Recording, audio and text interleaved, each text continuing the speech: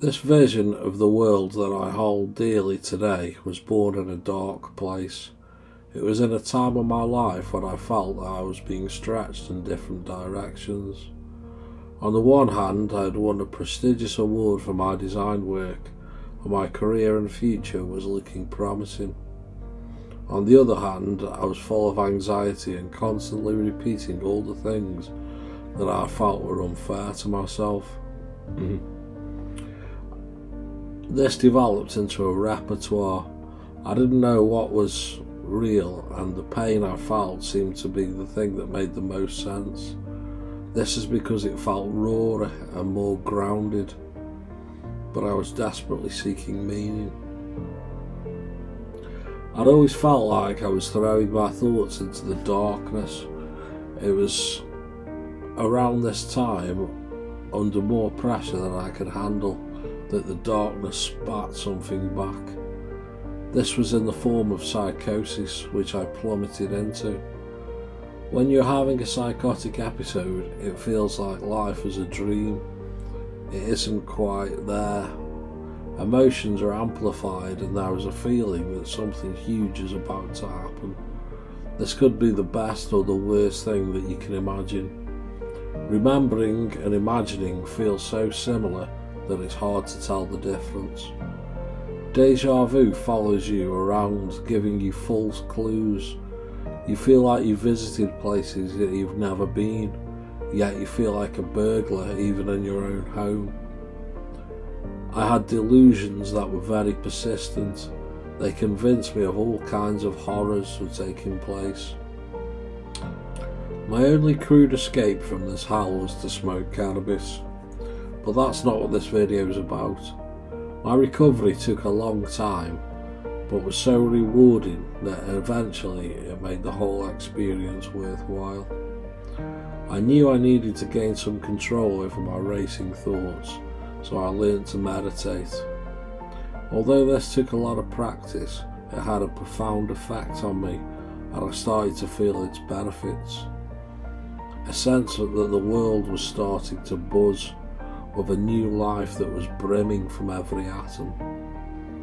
I started to read about fresh ideas and insights that could enhance this feeling, and soon came across the Buddha. His simple wisdom about suffering resonated with me so much.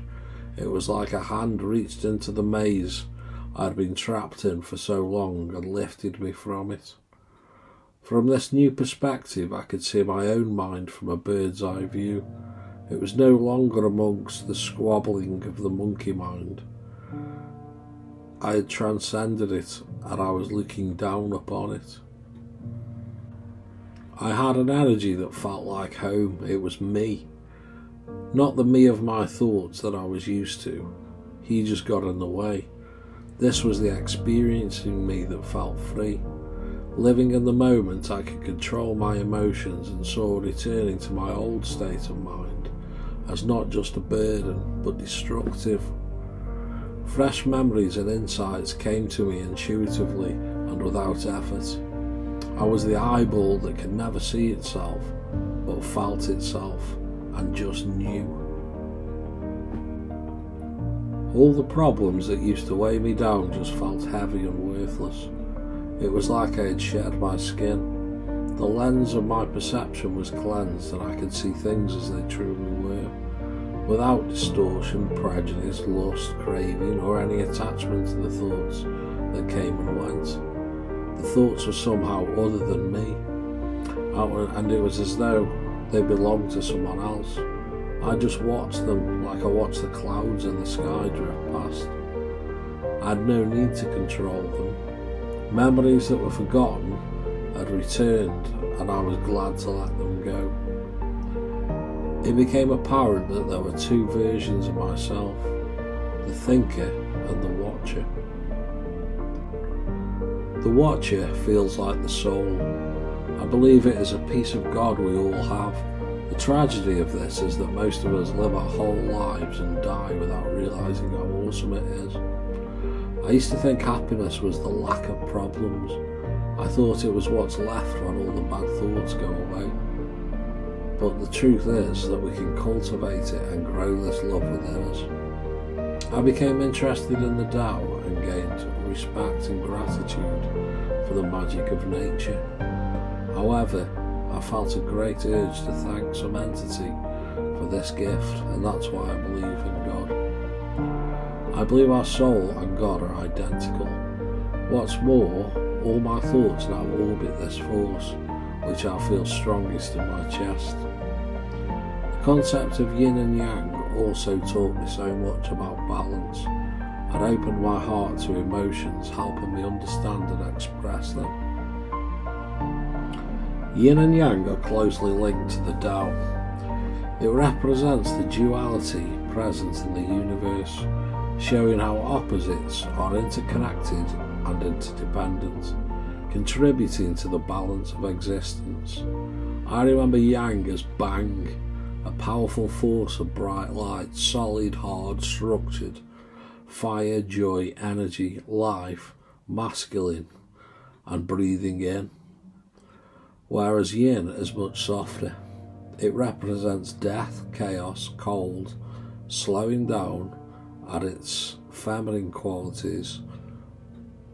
It also represents breathing out.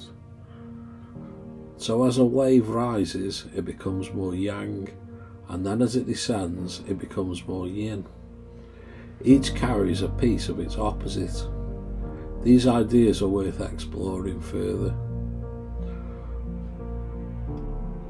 I now use these to maintain balance in my life.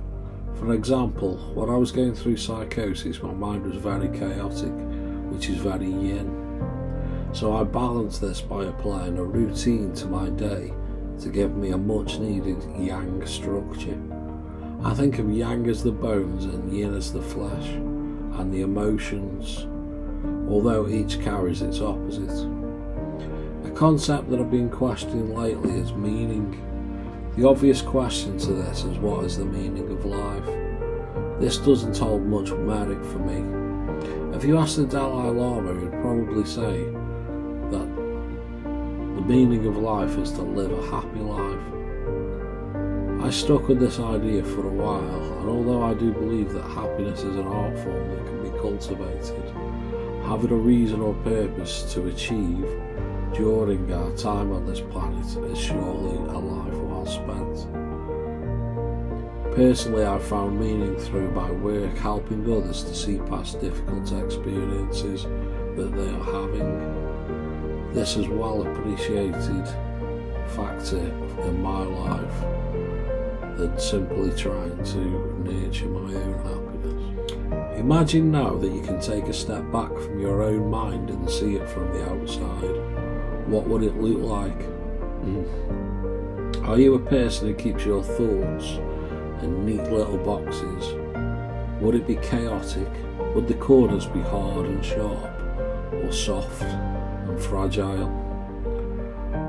Would it have intricate workings or big bold blocks of colour?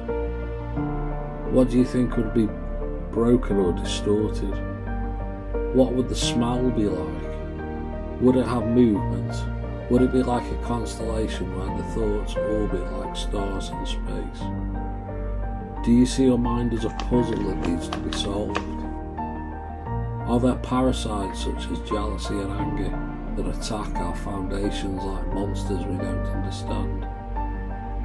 This is the question I've been asking myself during my recovery, and it's then when my background in art and my new ways of thinking merged. This landscape that we see from this perspective is our paradigm. It contains all our memories, thoughts, and how we feel about them. I think the best thing we can do is make it an awesome place to spend time. After all, it's with us until the day that we die. So treat this place with respect and respect yourself in the process. We have more control over this than we realise. I used to think that we were born a certain way and that was how it was forever. I even thought to try and change this was false and we should live in the way that it tells us. When we were at school, we were taught different subjects, maths, English, science, etc. The totality of what we know about these subjects defines their paradigm. So take science for example. Group together all we know about science into a big ball. This is a paradigm. If we learn something new, we can add or strengthen the paradigm. However, should we find some new information that would change the formation of the paradigm, proving what we previously thought to not be true? In the same way, our minds are a paradigm. Everything we think we know and hold on to could be changed with one single event. This could be for the better or it could be for the worst. This paradigm is constantly ticking away in the backs of our minds, narrating what we do and how we act, affecting the way we interpret the world. Let's say we've grown up not using this effectively and we are all barely aware of it. The lens we see the world through may appear red. By changing the paradigm of our understanding, we can turn the tint from red to, say, green. Of course, these are just examples, but the point is that we can develop ourselves in such a way that we become more effective, empathetic and understanding. Ways of doing this are plentiful and more extensive in this video. In Hinduism, the world is created by the gods to play. There is a god named Lila, which can be translated as divine play. It's supposed to be fun. I like to think of life as a piece of music which we enjoy listening to as it unfolds. We enjoy the moment and we don't want it to end. Imagine now that the world is a play. We're all actors. We all wear masks. The word persona means mask, and it is the Latin word for person. We all have roles to play and we are taken in by the show. We forget that we are the true self and we get completely lost in our role. Now the show would be boring without any conflict or drama, so we need a villain for the hero to fight.